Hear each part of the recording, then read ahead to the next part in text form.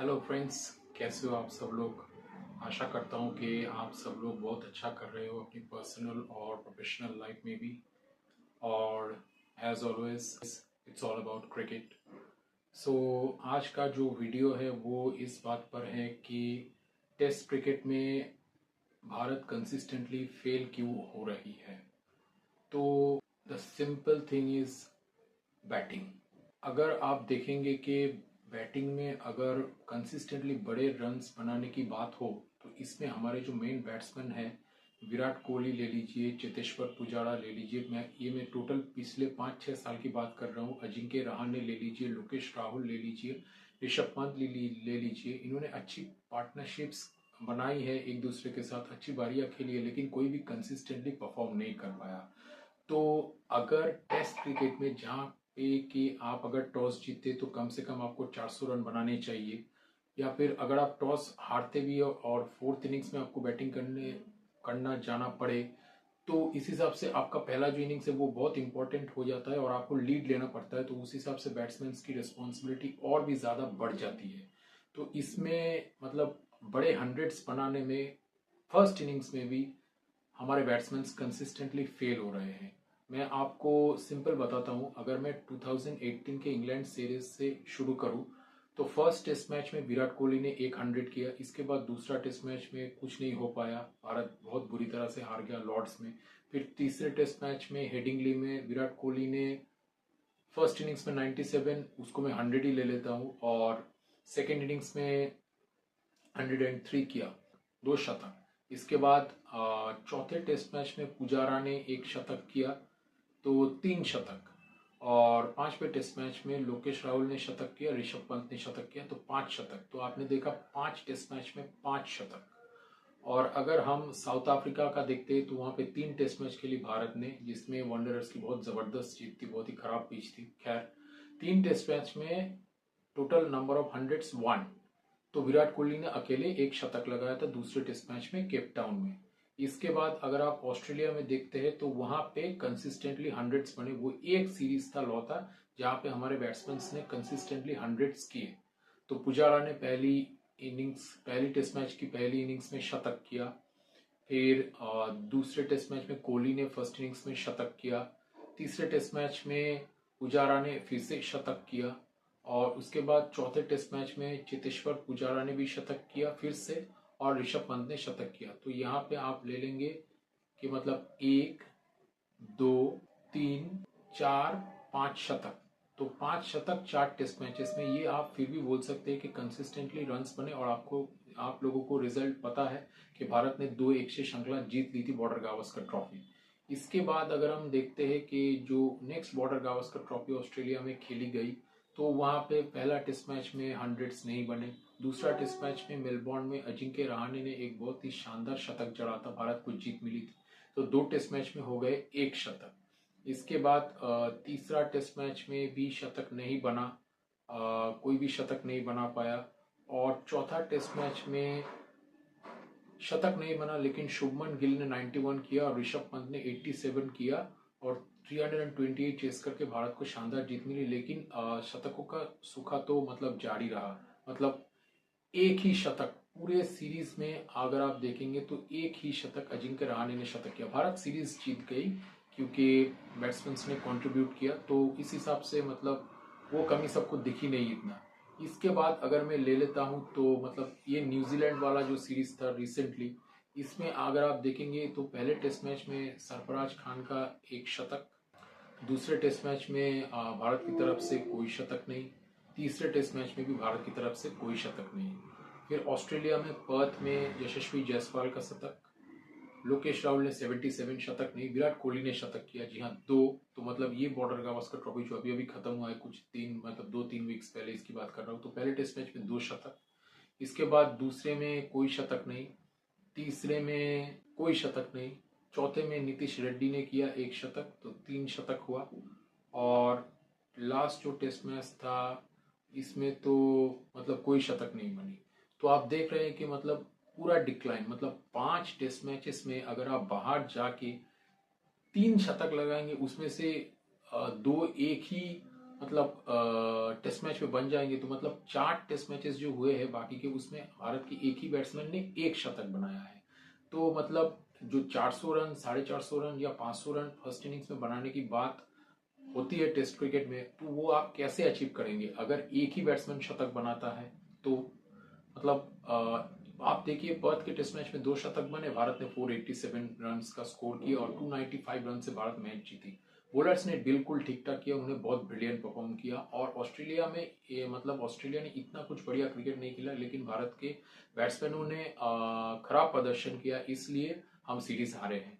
तो मैं जो बोल रहा हूँ यहाँ पे आपको, तो वो ये है कि मतलब हमारे बैट्समैन को विदेशी पिचेस में और अब तो इंडिया के पिचेस में भी प्रॉब्लम हो रहा है। तो दोनों तरह के जगह में ही कंसिस्टेंटली हंड्रेड्स करने पड़ेंगे, मतलब बड़े रन्स करने पड़ेंगे। अगर आप टॉस जीतते बैटिंग लेते, तो अगर आपके कम से कम 2 बैट्समैन 2 हंड्रेड्स करते हैं, तो आप कम से कम 350 या 400 रन के स्कोर पर पहुंच जाएंगे और हमारी जो लीथल बॉलिंग अटैक अभी हमारे पास है, हम आराम से टेस्ट मैच जीत सकते हैं। लेकिन वो नहीं हो रहा है। और न्यूजीलैंड के खिलाफ मतलब जो हुआ वो तो अब हम अपने ही स्पिनिंग ट्रैक पे खुद ही फंस गए और हंड्रेड्स नहीं बने। बॉलर्स ने बहुत ही अच्छा किया फिर भी, लेकिन हम जीत सकते थे, लेकिन हंड्रेड्स नहीं बने। ऋषभ पंत ने थोड़ा बहुत बैटिंग की, लेकिन वो भी हंड्रेड्स नहीं कर पाए। एक 94 किया था उन्होंने बेंगलोर में पहले टेस्ट मैच में। न्यूजीलैंड की बात कर रहा हूँ मैं, न्यूजीलैंड वाली सीरीज की, जिसकी के first inning first test match में हम 46 में ऑल आउट हो गए थे। तो मतलब कंसिस्टेंटली बैटिंग फेलियर्स की वजह से ही हम टेस्ट मैचेस हार रहे हैं और सीरीज भी हार रहे हैं। और इस वक्त आप देखिए, न्यूजीलैंड के 3 टेस्ट मैचेस और ऑस्ट्रेलिया के 5 टेस्ट मैचेस ले ले, तो बुलेट्स की इतना जबरदस्त परफॉर्मेंस करने के बाद भी हमने एक टेस्ट मैच जीता है, इसमें से घर में 3 हारे हैं हमने। तो इसका कुछ तो करना पड़ेगा, मतलब भारत के बैट्समैनों को फॉर्म वापस पाना होगा। और मतलब और कोई चारा नहीं है, हम टेस्ट मैचेस कंसिस्टेंटली जीतेंगे, लेकिन बैट्समैन को फॉर्म वापस करना है। और मुझे लगता है, जो मेरा डिजायर है कि आप रणजी खेलिए, मुझे जितना समझ में आता है, सॉरी, आप रणजी खेलिए और मतलब क्रीज में लॉन्ग स्टे की थोड़ी अभ्यास कर लीजिए। और मुझे लगता है कि ये विराट कोहली लेजेंड है, रोहित शर्मा लेजेंड है, और नीतीश रेड्डी एक अच्छे बैट्समैन है, उन्होंने तो एक शतक किया है। खैर, यशस्वी जायसवाल ने ठीक ठाक ही किया है, लेकिन उनको भी खेलना चाहिए। वो भी अभी नए हैं टेस्ट क्रिकेट में, उतना कुछ पुराना नहीं है उनका। तो और लोकेश राहुल को भी उन्होंने अच्छा किया है, लेकिन हंड्रेड्स नहीं बने हैं, तो उनको भी खेलना चाहिए। और वो अगर थोड़ा क्रीज में टाइम बिताने का प्रैक्टिस कर लेंगे, तो मेरे ख्याल में ये चारों ब्रिलियंट प्लेयर्स है और ये कंसिस्टेंटली भारत के लिए बड़ा स्कोर कर पाएंगे। और अजिंक्य रहाणे इस वक्त डोमेस्टिक क्रिकेट खेल रहे हैं, पुजारा भी खेल रहे हैं। तो भारत की जो बैटिंग डिबकल्स हो रहे हैं पिछले 8 टेस्ट मैचेस में, मैं कहूंगा एक में पर्थ का दूसरा इनिंग्स छोड़ दूं तो बाकी तो डिबकल्स ही हुए हैं, मतलब पूरा बैटिंग फेलियर हुआ है।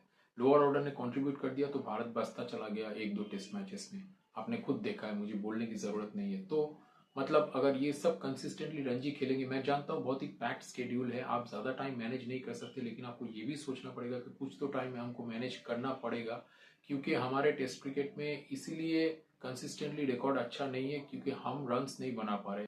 तो अगर हम रणजी में थोड़ा खेलते हैं, वो जो टेस्ट क्रिकेट में क्रीज में टाइम बिताने वाली बात होती है, उसकी प्रैक्टिस हमें हो जाएगी रणजी के 4 दिन के मैचेस खेल के, और हम आराम से फॉर्म में आ जाएंगे। क्योंकि ये लोग लेजेंड से, इनको खेल सीखने की जरूरत कुछ नहीं है, उल्टा ये पूरी दुनिया को सिखा सकते हैं, जैसा कि हम जानते हैं।